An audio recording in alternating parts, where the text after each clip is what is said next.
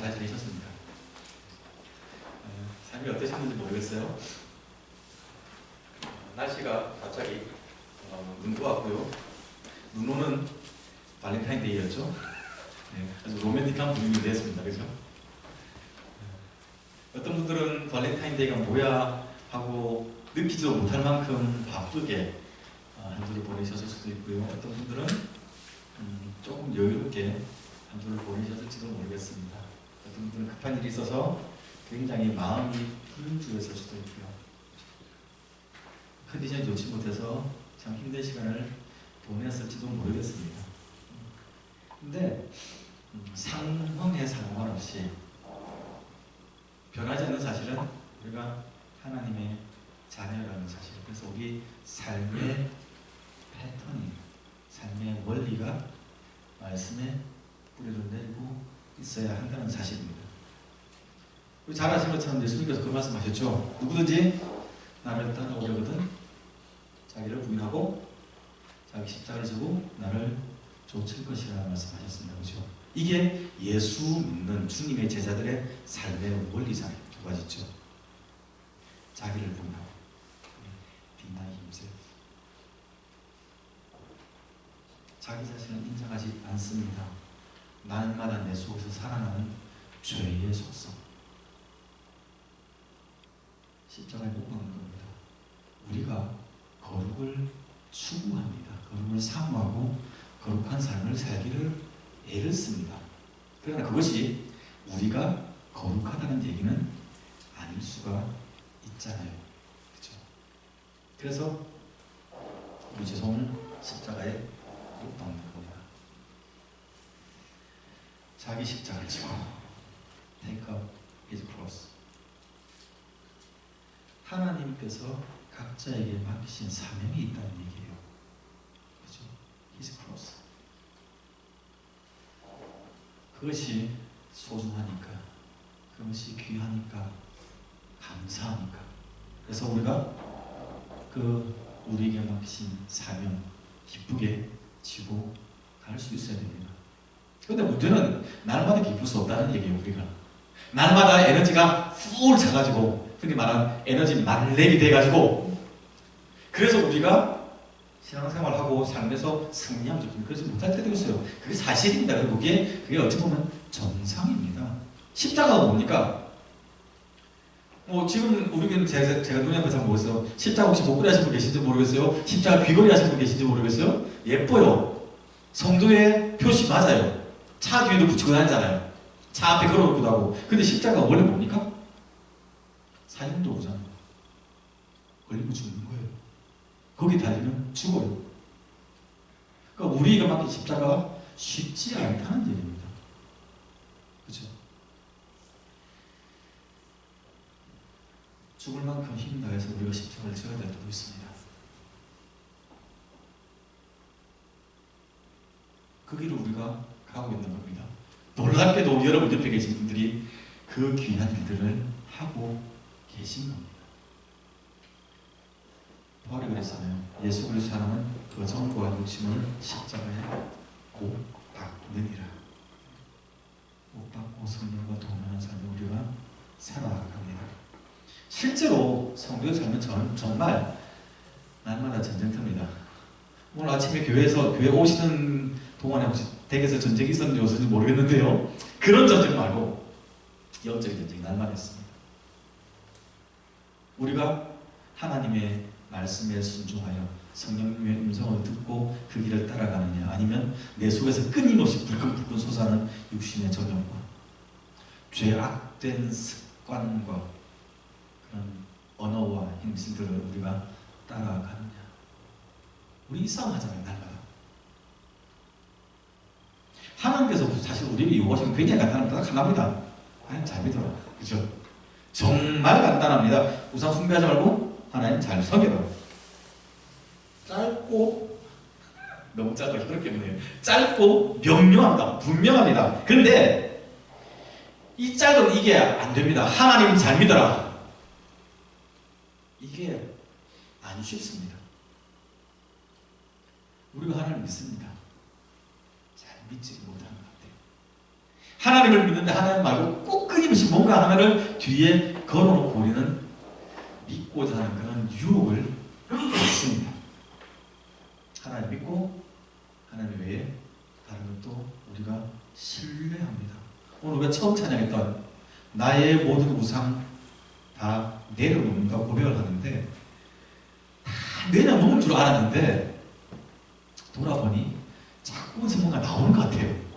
뒷주머니에서 나오고 앞주머니에서 나오고 속에서 나오고 머리에서 나오고 하나님도 좋고 돈도 좋고 하나님도 좋고 컴퓨터 게임도 좋고 하나님도 좋고 육신의 정욕도 좋고 그렇잖아요. 하나님께서 우리에게 요구하시는 건 명확하게 하나님을 전적으로 사랑하는 건데 우리는 왜 자꾸 그것 말고도 예뻐 보이는 것이 사랑스러워 보이는 것이 보암직한 것이 먹음직한 것이 많이 있습니다. 사실 이런 거는 저나 여러분의 모습만 그런 게 아닙니다. 이스라엘 백성의 잘도 그랬습니다. 오늘 우리가 읽었던 사사기 본문을 보면요, 하나님의 사자가 이스라엘 백성들에게 찾아오셨더랍니다. 찾아와서 칭찬하는 게 아니고 그들을 책망했습니다. 1절 말씀 보면 내가 너희를 애굽에서 나오게 하고 보호하여 내가 너희 조상에게 주겠다고 맹세한 그 땅으로 너희를 이끌어왔는데 나는 그때 너희 조상들과 한 맹세를 너희에게 신실하게 지켜내었는데 왜 너희는 나와 한 맹세 곧 이 땅의 주민들과 함께 언약을 맺지 말며 그들의 재단을 헐어버리라고 나 했던 나의 말 그리고 그것을 순종하겠다고 했던 너희의 맹세를 지키지 않느냐고 신랄하게 책망을 하는 겁니다. 하나님과 이스라엘 백성 사이에 맹세가 있었다는 사실 여러분 기억하셔야 돼요. 지금 주의 사자가 갑자기 불쑥 튀어나가지고 그냥 시비를 거는 게 아니라는 얘기입니다. 이미 서로가 동의한 맹세가 있었다는 얘기입니다. 기억나시죠? 아브라함과 하나님께서 언약을 맺었습니다. 창세기 12장 보면요. 여호와께서 아브라함에게 이르시되 너는 너의 고향과 친척과 아버지의 집을 떠나 내가 내게 지시할 땅으로 가라 말씀하셨죠. 15장에 보면요. 하늘을 보라 무뼈를 세어보라 셀 수 있냐? 못 쓰지. 너희의 후손도 그와 같이 많아질 것이라. 할아버지 애 못 낳을 거라고 생각하는 그때 하나님께서 약속하셨습니다. 그 다음에 하나님께서 15장 12절 이하에 보면요. 너희의 후손들이 이방에서 객이되어서 400년간 고생하고 난 다음에 그 이후에 약속의 땅으로 가게 될 것이라고 하나님께서 말씀해 주셨습니다. 그죠? 아브라함과 맹세를 했습니까? 모세하고 맹세를 했잖아요. 모세를 통하여 이스라엘 백성들을 이집트에서 탈출시키고 구원해내신 다음에 시내산에서 하나님과 언약을 맺었죠. 19장 5절 6절이요. 세계가 다 내게 속하였나니 너희가 내 말을 듣고 내 언약을 지키면 너희는 모든 민족 중에서 내 소유가 되겠고 내가 너희가 내게 대하여 제사장 나라가 되며 거룩한 백성이 되리라. 아멘. 이스라엘 당시 이집트나 아니면 다른 나라에 비해서 볼품없는 이 나라를 하나님께서 사랑하시고 건져내신 다음에 너희를 열방을 책임지는 열방의 영혼을 맡은 제사장 나라로 내가 세워주겠다고 약속하셨거든요. 너희가 내 언약을 지킨다. 백성들 아멘 했잖아요. 그 다음에 언약 백성으로 살아야 될 삶의 원리가 십계명으로 제시되었잖아요. 나 외에 다른 신은 내게 두지 마라. 너를 위하여 우상을 만들지 말고 절하지 마라. 여호와의 이름은 망령되게 일컫지 마라. 백성들 아멘 했다. 맹세했다는 얘기입니다. 여호수아 23장을 보면요. 죽음을 앞둔 이 여호수아가 이스라엘 백성들에게 장로와 수령들에게 지도자를 다 불러 모아놓고 그들에게 이야기를 합니다. 유언이에요. 만일 너희 하나님 여호와께서 너에게 명하신 그 언약을 범하고 가서 다른 신들을 섬겨 그에게 절하면 여호와의 진노가 너에게 미치리니 너희에게 주신 이 아름다운 땅에서 성경에 그들은 젖과 꿀이 흐르는 이 기름지고 풍성한 이 땅에서 너희가 속히 망할 것이라. 심각하게 경고를 한 겁니다. 그리고 백성들을 세겜에서 다시 불러놓고 유언하죠. 우리가 이집트에서 나올 때 하나님께서 우리를 어떻게 도우셨는지 너희가 기억해봐. 40년을 우리가 광야에서 헤매고 다닐 때 신발이 닳지 않았고 옷이 낡아지지 않았고 하나님께서 만나와 메추라기로 우리를 먹이셨다. 모든 대적을 물리치셨다. 여리고를 무너뜨리시고 아이성을 진멸시키고 그 크고 우리가 볼 때 거인 같다고 느꼈던 그 아낙 자손들을 하나님께서 몰아내셨고 생각해봐라. 얼마나 우리가 하나님께 은혜를 많이 받았는지 너희가 생각해봐라. 여호수아가 죽기 전에 백성들의 그 마음 다시금 다 잡았습니다. 여호수아만 했던 게 사실 모세가 그 앞서 이미 신명기 이야기됐었죠. 이스라엘이여 너는 뭐요? 행복자로다. 너 정말 행복한 사람이야. You are blessed. 복받는 사람들이다. 여호와의 구원을 너희같이 얻었던 백성이 누가 있느냐? 하나님 그분은 너희를 돕는 방패시오. 내 영광의 칼이시라. 대적을 찌르는 물리치는 그죠? 내 대적이 내게 크게 복종하리니 내가 그들의 높은 곳에서 높임을 받으리라. 모세가 40년간 체험했잖아요. 그리고 죽기 전에 했던 얘기가 이 얘기입니다. 여호수아 마지막에 여호수아가 백성들에게 그 유언을 하면서 마지막 그들에게 촉구를 했던 게 있죠. 그러니까 이제 내게 약속해라. 하나님 앞에서 맹세하라. 하나님을 따를 것인지 아니면 가나안 백성들을 따를 것인지 그들이 섬기는 이방신을 섬길 것인지 아니면 살아계신 여호와 하나님을 섬길 것인지 너희가 내 앞에서 맹세해라. 만약에 당신들이 다 하나님을 떠난다 할지라도 그 다음 뭐요? 나와 오직 나와 내 집은 여호와만 섬기겠노라. 아멘. 여호수아가 이 고백했을 때 백성들이 다 같이 동의했습니다. 우리도 반드시 하나님만 섬기겠습니다. 큰 돌을 가져다가요 하나님의 성소 곁에 있는 상수리 나무 아래 그것을 쌓았습니다. 없던 돌 무더기가 하나 생긴 거예요. 이게 그 맹세의 증거물이 되었습니다. 그런데요 여호수아 제일 마지막 장 끝나고 성경 2장만 더 넘기면 사사기 2장이 나오잖아요. 그죠? 여호수아가 죽고 난 다음에 이스라엘 백성들이 그 맹세 깨버렸습니다. 너희가 여호와를 버리고 여호와 세운 언약을 깨어버리고 비석을 세우며 나와 하는 맹세 다 잊어버리고 지금 이제와 가나안 족속들과 같이 계약했고 그들과 교제하고 그들의 신을 같이 섬기고 살아라. 어떻게 이럴 수 있어? 라고 지금 이 상황에서 하나님의 사자가 백성들에게 책망을 하는 겁니다. 그 땅 주민들과 교제하지 말라는 얘기가 사실 굉장히 우리한테 부담스럽습니다. 오늘 우리의 삶의 세팅에서 불신자와 교제하지 말라고 하면 우리는 그거 받아들이기 힘들걸요. 당장 제가 있는 직장에 저희 보스는 인도 사람인데요. 저희 매니저는 아마 그분은 무슬림일 겁니다. 교육청장님은 하나님 믿는지 모르겠습니다만 어쨌든 그렇잖아요. 그들과 언약을 맺지 말고 제단을 헐라는 것의 의미가 무엇인지를 고민하셔야 돼요. 그들의 삶의 습관 따르지 말라는 얘기입니다. 그들이 섬기는 우상 섬기지 말라는 얘기입니다. 우리가 불신자와 단절되어서 살 수 없습니다. 그럼 옛날에 한국에 있는 중들이 했던 것처럼 저 산속으로 들어가야 되죠. 복음은 산속에 감춰지는 게 아니잖아요. 어둠 가운데 나가야 됩니다.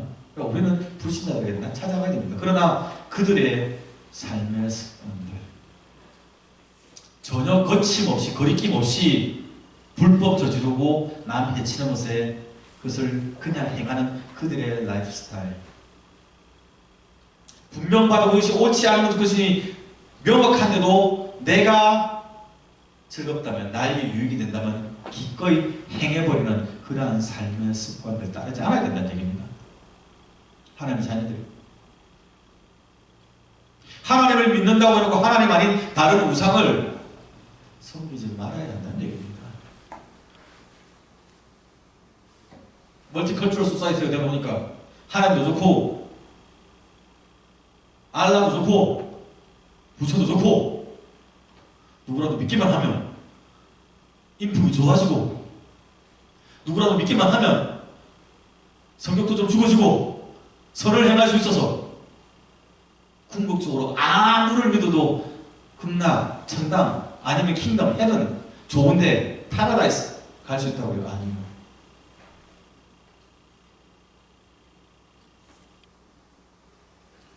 타 종교를 인격적으로 무시하고 멸시하는 얘기가 아닙니다.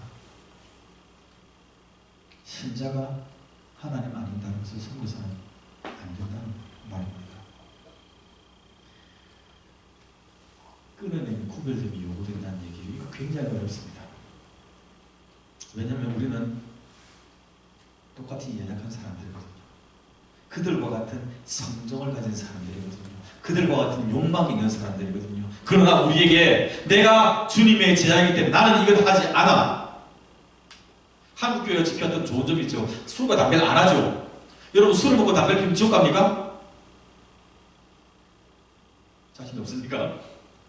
어떤 목사님이 그 답변을 청소년부한테 그런 답변을 한 게 유명한 이야기겠죠. 목사님 담배를 피면 지옥 가나요? 목사님 답변했죠. 아니요.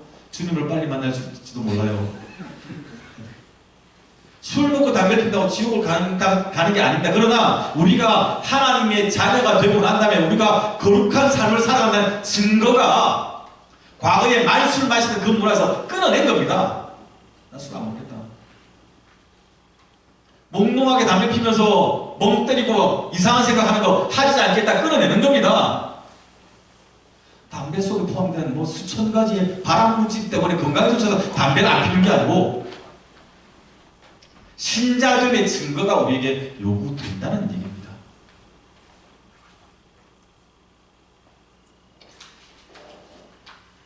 근데 이스라엘에서는 그걸 뭐냐면 구별됨이 없었다는 거예요. 좋은 게 좋은 거니까 내가 어떻게 쟤한테 그렇게 독한 말을 할 수 있어. 니네 신은 구라야. 믿어서 안 돼. 이렇게 말하면 어펜딩 하니까 내가 그런 말 할 수 없어. 입 다물었습니다. 그 자리에 참석했습니다. 같이 무릎 꿇었습니다. 같이 경배했습니다. 그대로 마치 성적으로 타락했습니다.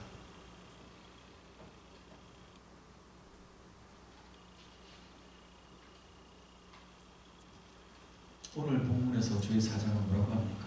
너희가 사랑했던 그 이방신들, 너희가 따랐던 세상의 풍속들, 그것이 너희 옆구리에 가시가 되고 너희 발에 올무가 될 것이라.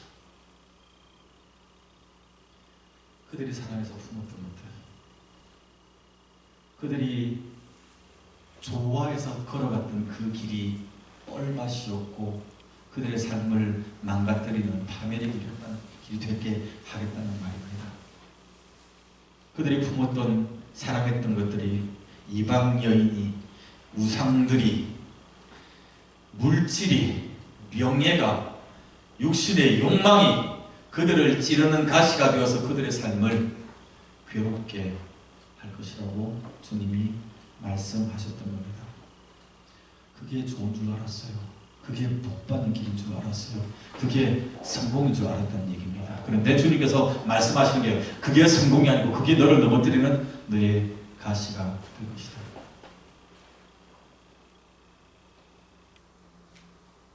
이스라엘 백성들이 주의 사자의 징계를 듣고 부끄러웠습니다. 하나님 앞에서 자기 자신을 보는 겁니다. 이거 굉장히 중요한 과정이에요. 우리가 우리 자신을 보면 좀 괜찮아요, 그죠? 이 정도면 뭐 외모도 좀 떨어지지 않고, 이 정도면 뭐 성격도 좋고, 이 정도면 배우기도 배웠고, 이 정도면 인품도 괜찮고, 나쁘지 않아요. 우리가 옆 사람과 비교를 해도 그래요. 쟤보다 내가 나을 수 있어. 내가 쟤 정도 밟을 수 있어라고 생각을 우리는 하고 살아요. 그렇잖아요. 동의가 되잖아요. 그죠? 우리 마음속에. 그런데 신앙생활은 그게 아니고 하나님 앞에 우리를 보는 거예요. 내가 누군지. 이스라엘 백성들이 이 순간에 하나님 앞에서 자신들의 모습을 발견한 겁니다. 그래서 부끄러워서 울었어요. 엉엉 울었습니다. 펑펑 울었습니다. 그래서 그 동네 이름을 복임이라고 했어요. 복임. 위버스, 우는 사람들. 백성들이 다 같이 울었습니다. 국가적인 재난에 되어서 우리 한국에도 그런 슬픈 일들이 많았잖아요. 다 같이 우리가 애도하는 시간들을 가졌잖아요. 그 정도가 아니고 여기서는 다 같이 펑펑 울었습니다. 이 과정 필요합니다. 근데 문제는 이스라엘 백성들이 거기서 펑펑 울어서 동네 이름을 복임이라고 부를 만큼 깊이 회개를 했는데 이 회개가 진실되지 않았다는 겁니다. 우리가 2장 5절까지 읽었잖아요. 11절 12절을 보면요, 이스라엘 자손이 다시 여호와의 목전에서 악을 행하여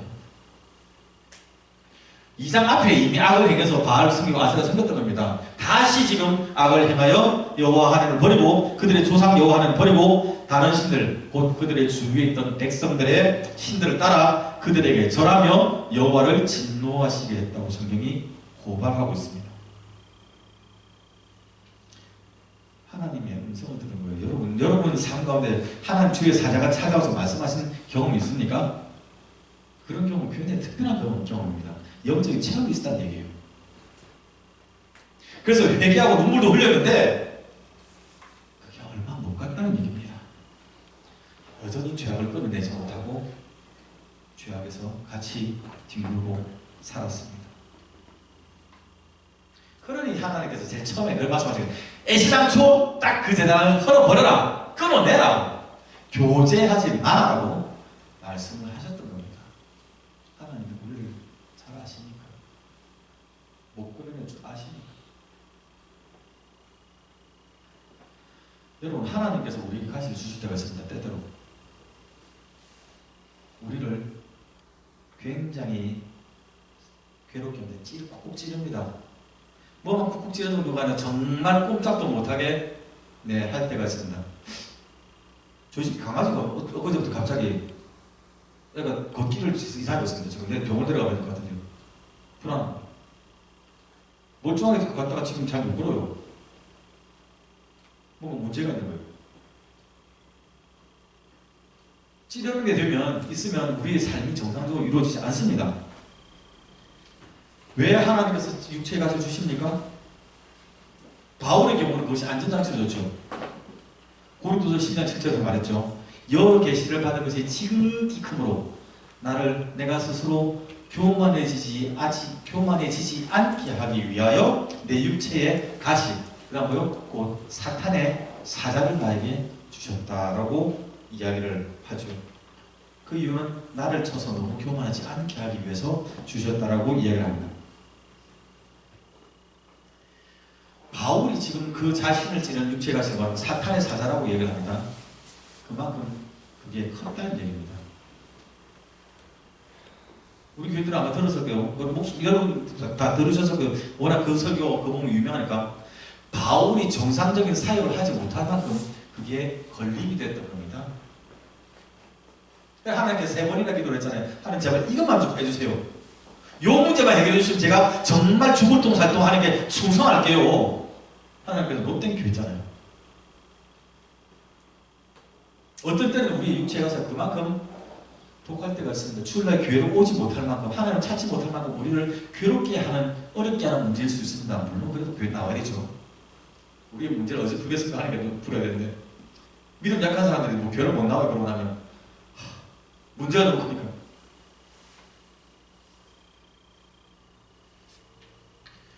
바울은 이 본문에 나오는 이스라엘 백성처럼 자기가 죄를 지어서 하나님께서 징계로 찢으신 것은 아닙니다. 그러나 바울이 받은 은사가 큰데 그 은사를 가지고 하나님을 앞서가지 않도록 성령님이 확 잡아놓으신 거예요. 브레이크를 걸어놓으신 겁니다. 이거는. 그래서 그것을 볼 때마다 바울이 그 고백한 하나님, 제한이 있음을 고백합니다. 내가 하지 못하는 고백합니다. 그래서 하나님, 내가 하나님 필요합니다.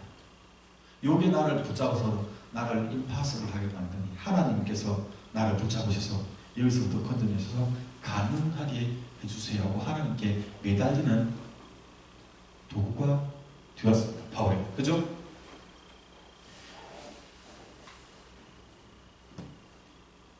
죄를 지어서 우리가 육체의 가시를 가질 수가 있습니다. 볼 때마다 쓰라린 상처가 있어요. 실패의 흔적이잖아요. 그건. 내가 그때 잠시 생각을 잘 못해서, 아니면 내가 그때 상황을 내가 잠시 못해서 사고 실패할 수 있습니다. 결혼관계에 될 수도 있습니다. 사람들과 관계에 될 수도 있고 경제적인 어려움을 겪을 수도 있습니다. 신앙적으로 크게 넘어질 수도 있습니다. 그래서 그것이 우리 몸에 쓰라린 흔적으로 남을 수 있습니다. 그리고 바라보는 게 괴롭습니다. 누군가 끊임없이 나에게 이야기하는 것 같아요. 너 등신이야. 너 실패자야. 너 그래서 안 되는 거야. 넌 할 수 없어.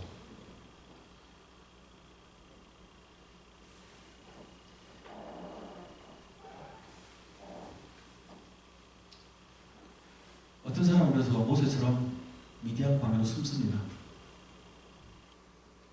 그 아픔의 흔적 꺼내기 싫으니까 광야에서 양치며 숨습니다. 근데 여러분, 하나님께서 우리 신자가 갖고 있는 가장 큰 복 가운데 하나는 좀 그거 같아요. 회복의 찬스를 주신다는 얘기입니다.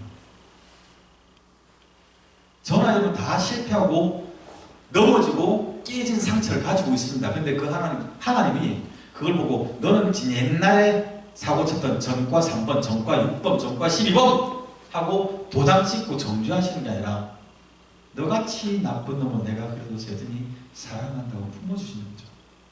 그 상처 보면서 아, 내 인생 망쳤으니까 나 뭐 실패했으니까 하고 포기하는 게 아니라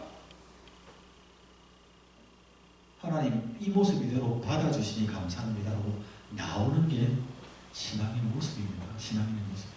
나오는 그것이 하나님께서 우리에게 요구하시는 삶의 태도입니다.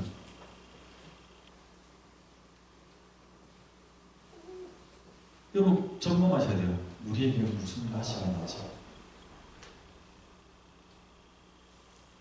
가시가 없습니까? 감사하죠. 우리 가운데 있는 가시가 있어서 그것이 우리를 괴롭게 할 수 있습니다. 그 가시 때문에 우리가 또 다른 복임이 되어질 수 있습니다. 우리가 펑펑 울 수 있습니다.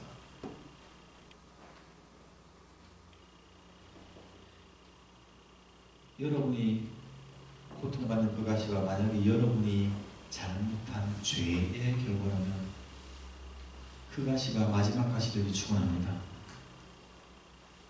또 다른 죄의 가시를 하나님께로부터 받지 않아야 됩니다. 다시 한번 말씀드려요. 회복의 은혜를 체험해야 됩니다. 신자는 실패의 흔적이든지 아니면 바울처럼 은혜의 순환이든지 상관없이 하나님은 우리가 실패하고 넘어지기를 원하지 않습니다. 서기로 원합니다. 생 주시기를 원합니다. 사명을 계속 주시잖아요. 성령님이 우리를 깨우시고 우리에게 자꾸 그 길을 보여주시잖아요. 순종하고 일어서 갈 때입니다. 바울의 고백이 그 얘기を그때 했던 그 육체의 얘기하면서 내가 약한 그때 하나님의 강함이 내 위에 어떻게 머물러 있게 하려면 그 뭐라고요? 뭐라고 어떤 의미라고요? 텐트 치고 있다니까. 왜? 나 혼자 그냥 버려져서 혼자서 살아가는 것이 아니라 성령님이 내 위에 내 주변으로 텐트를 두시고 성령님이 보호막이 되어서 거주해 주셔서 나의 약함에 나의 찌르는 가시를 성령님 품으시고 내 삶을 인도하십니다. 그런 은혜를 여러분 체험할 수 있기를 바랍니다. 눈물을 흘림이 회개의 모습이 아니라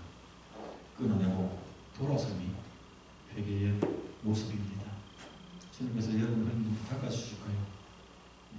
그 다음 우선 잡고 걸어가는 겁니다. 사명을 생각합시다. 저 목사인데요. 목사가 아니어도 사명을 했잖아요. 하나님께서 맡기신 사명. 힘차게 그 걸어가는